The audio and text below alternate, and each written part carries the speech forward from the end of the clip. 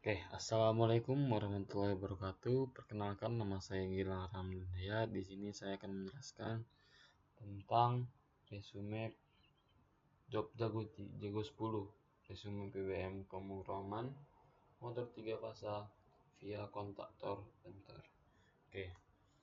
Sebelum saya akan memberitahukan tentang video resume saya akan pertama menjelaskan tentang silinder solenoid valve 5/2 atau katup 5/2, jenis-jenisnya, serta flow control valve dan reed switch sensor.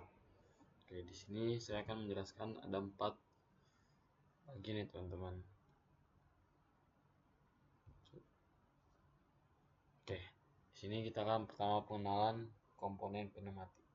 Sistem pneumatik adalah teknologi yang menggunakan udara terkompresi. Jadi di sini untuk sistem pneumatik ini menggunakan udara terkompresi untuk menggerakkan peralatan industri. Nah, jadi di sini dia bukan menggunakan listrik, namun menggunakan udara. Komponen utama dalam sistem ini meliputi sumber udara, distribusi, kontrol, dan aktuator. Nah, di sini ada 3 tahapan. Yang pertama ada sumber, baru distribusi. Ini ada alatnya teman-teman, dan kontrol. Kontrol ini seperti katup, dan aktuator seperti silinder. Nah, setiap elemen memiliki fungsi spesifik dan menciptakan sistem yang efisiensi dan andal. Nah, di sini kita akan membahas 4 materi. Yang pertama ada silinder, yang kedua adalah katup solenoid 5/2, dan yang ketiga adalah kontrol aliran, dan yang terakhir adalah sensor reed. Lanjut ke silinder. Yang pertama adalah silinder pneumatik, jenis dan fungsinya. Silinder pneumatik adalah aktuator yang mengubah energi udara terkompresi menjadi gerakan linear. Tersedia banyak tipenya. Di sini saya ada menggunakan tipe Vesto, tapi dia sesuai kebutuhan industri. Nah, silinder aksi tunggal itu yang ini teman-teman. Silinder aksi tunggal bekerja dengan hanya satu sisi, cocok di aplikasi penekanan atau cuman hanya pendorong. Nah, untuk yang silinder ganda seperti ini menghasilkan gaya pada 2 arah. Nah, memberikan kontrol presisi penuh. Nah, di sini rod tanpa lubang atau rootless cylinder menawarkan struk panjang dengan ruang kompak, idealnya untuk sistem otomasi yang kebatasan ruang. Nah, di sini saya akan memberitahu gimana apa-apa saja ya karakteristik dari silinder. Pertama ini adalah silinder aksi ganda. Nah, di sini tuh yang ini dia itu mempunyai gaya 2 arah penuh, yakni maju penuh dan mundur penuh. Nah, dia itu cocok pada kontrol presisi tinggi, yaitu dia kontrolnya itu presisi lebih tinggi.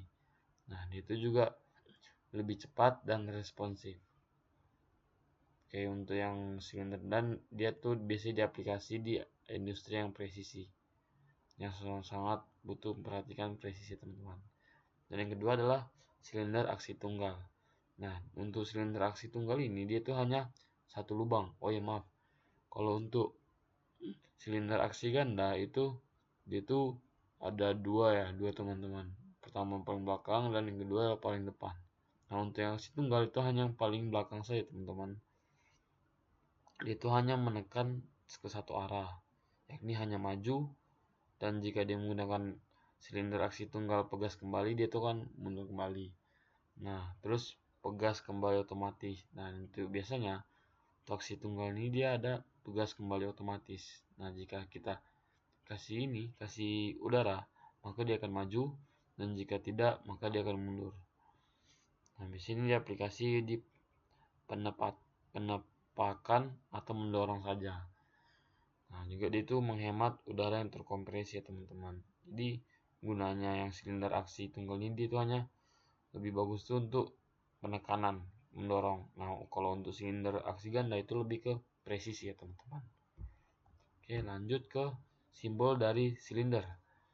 Nah, di sini saya menggunakan 3. Ini yang pertama tuh ada silinder kerja tunggal yang tadi saya kasih tahu yang paling bawah.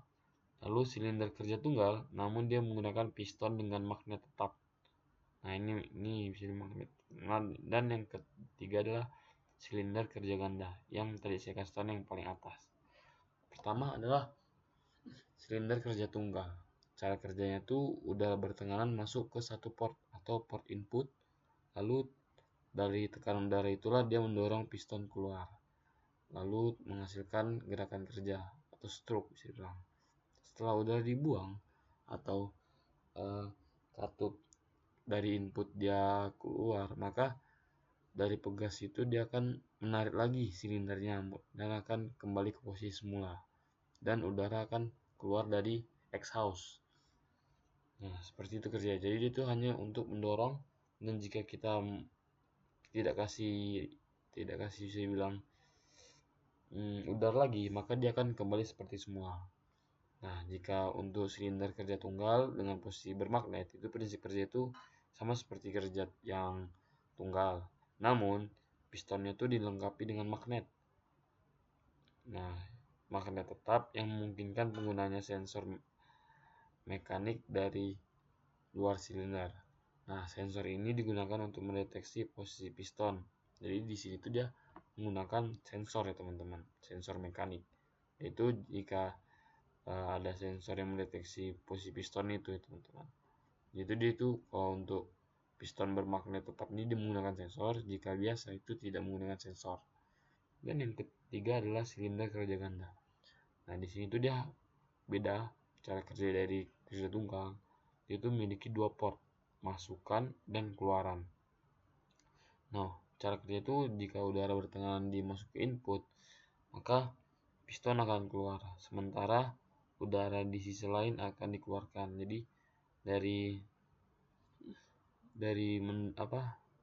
input itu dia itu akan mendorong piston, dan dia itu akan keluar lagi udaranya dari port keduanya. Nah, jika untuk menarik kembali pistonnya, maka kita harus mengaliri juga dari katup yang kedua, aliran udara balik. Nah, di sisi lawan itu diberi tekanan, dan sisi pertama itu dia akan membuang. Di sini tidak ada bekas, tidak ada pegas, semua dikontrol dengan tekanan udara. Jadi di sini tuh ini buat masuk dia akan maju, dan ini akan keluar anginnya.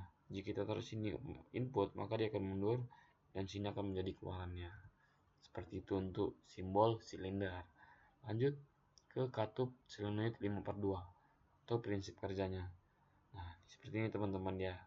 Ini ilustrasinya dan ini simbolnya. Ini dia menggunakan Diten ya teman-teman di sini. Nah, di sini katup 5/2 adalah jenis katup kontrol ala pneumatik yang memiliki 5 lubang. Nih seperti ini, 1, 2, 3, 4, 5. Nah, dan memiliki 2 posisi. Seperti ini posisi 1 dan ini posisi 2. Katup ini berfungsi mengendalikan arah aliran udara yang bertekanan, yang biasanya digunakan untuk menggerakkan silinder yang kerja ganda. Nah, port 1 adalah port inputnya, dan untuk port 2 dan 4 itu adalah port keluarannya. Atau dia tuh terhubung ke silindernya, yaitu dia terhubung sini atau sini. Itu dia salah satunya. Nah, untuk yang 5/3 itu adalah keluarannya. Jadi ini akan seperti ini teman-teman. Ini satu akan nyambung sini, contoh ini. Nah, ini jadinya tertutup, dan ini sebagai exhaustnya. Jadi ini sebenarnya jadi, nah jika kita menghidupkan, maka nanti dari satu ini akan ke 4, 5-nya akan menjadi NC, dan 2 ini akan menjadi keluaran. Tadi kan angin dari sini, ini akan masuk, ini akan keluar. Jika kita ke sini, maka dia akan masuk, ini akan keluar. Nah, seperti itulah cara prinsipnya untuk yang menurut saya teman-teman. Lanjut. Oke, di sinilah flow control. Dengan di sini. Nah, flow control atau katup kontrol aliran berfungsi untuk mengatur kecepatan.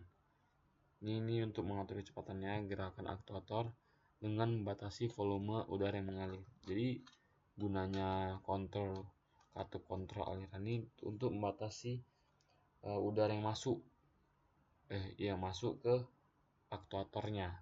Nah, di sini ada dua tipe. Yang pertama tuh satu arah dan dua arah. Itu sesuai dengan beda-beda teman-teman. Nah, katup kontrol aliran satu arah itu memungkinkan aliran penuh dalam satu arah sambil membatasi arah berlawanannya. Itu menghasilkan kecepatan kontrol yang presisi. Ini untuk yang satu arah teman-teman. Nah, terus aplikasi umumnya tuh digunakan di penempatan lembut, terus penekanan terkontrol dan proses manufaktur presisi yang tinggi. Jadi ini sebenarnya flow control itu sebagai untuk membatasi lah aliran yang akan keluar. Jadi sini contoh nih full, di sini hanya jadi 60%. Nah, cara kontrol itu dari sini ya teman-teman. Nah, gitu untuk katup kontrol aliran. Lanjut adalah reed switch sensor. Nah, reed switch sensor nih seperti teman-teman lihat nih adalah sebuah saklar elektromekanik.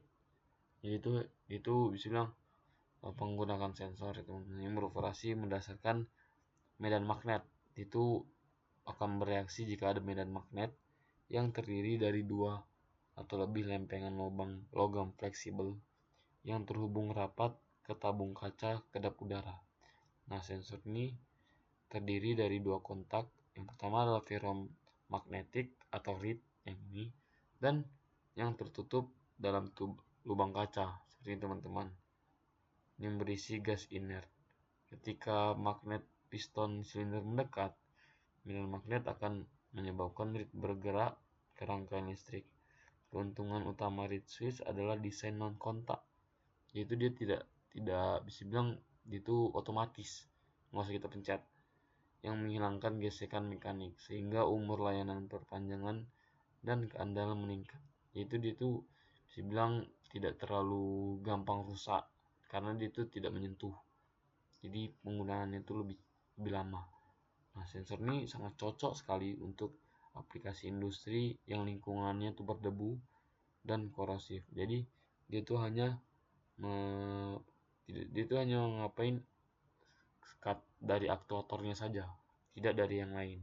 Serta dalam sistem memerlukan feedback posisi real time untuk kontrol otomatis. Nah, caranya tuh jika ada magnet mendekat atau piston yang mendekat sensor, maka medan magnetik akan aktif di sebelah sini teman-teman. Nah, gaya magnet akan mempengaruhi reed ini, maka kontak akan tertutup. Nah, reed switch akan membuka bentuk rangkaian, yaitu sebagai bisa bilang sensornya lah, sensor dari aktuatornya. Jika aktuator mendekat, maka dia itu bisa membuka atau menutup rangkaian. Nah, setelah itu dia itu akan memberi sinyal output. Sinyal dikirimkan ke controller atau ke PLC. Nah, gitu cara prinsip kerja dari reed switch sensor. Oke, teman-teman. Dan selanjutnya